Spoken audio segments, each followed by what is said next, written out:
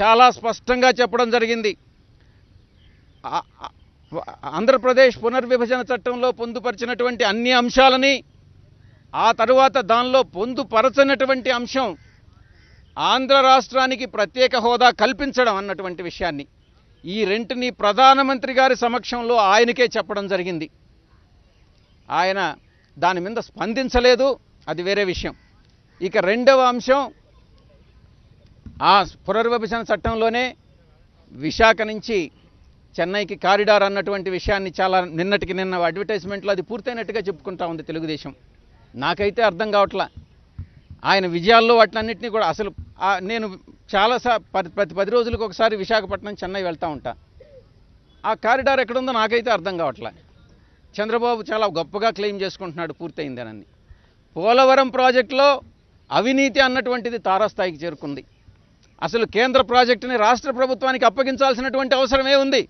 దాంట్లో కోటాను కోట్ల రూపాయల అవినీతికి పాల్పడేటటువంటి ఈ ముఖ్యమంత్రి తప్పకుండా చట్టానికి లోబడి ఏదో ఒక రోజు జైలుకు పోవాల్సినటువంటి పరిస్థితి వస్తుందన్నటువంటి విషయాన్ని కూడా నేను మరొకసారి తెలియజేస్తూ ఉండా.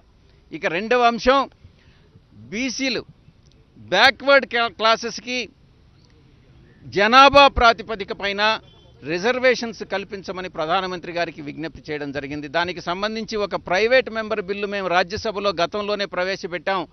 బీసీలకు న్యాయం చేయండి అన్నటువంటి విషయాన్ని వైఎస్ఆర్ కాంగ్రెస్ పార్టీ ప్రధానమంత్రి గారి దృష్టికి తీసుకురావడం జరిగింది. ఉమెన్స్ రిజర్వేషన్ బిల్లు చాలా కాలంగా పెండింగ్ ఉంది.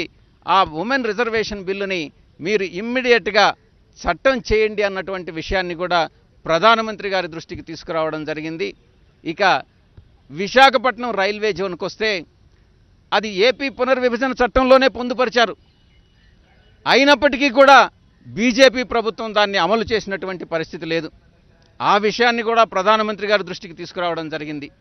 వీటన్నిటిపైన ఆఖరాన ఆయన ప్రసంగించేటప్పుడు వీటినన్నిటి మీద కూడా కూలంకషంగా చర్చిస్తామన్నటువంటి ఒక్క విషయాన్ని అఖిలపక్ష సమావేశంలో చెప్పడం జరిగింది. ఏంటండి, వీడియో నచ్చిందా? అయితే ఓ లైక్ వేసుకోండి, లేదంటే ఓ కామెంట్ చేయండి. ఎప్పటికప్పుడు మా వీడియోస్ చూడాలంటే సబ్స్క్రైబ్ చేసుకోండి.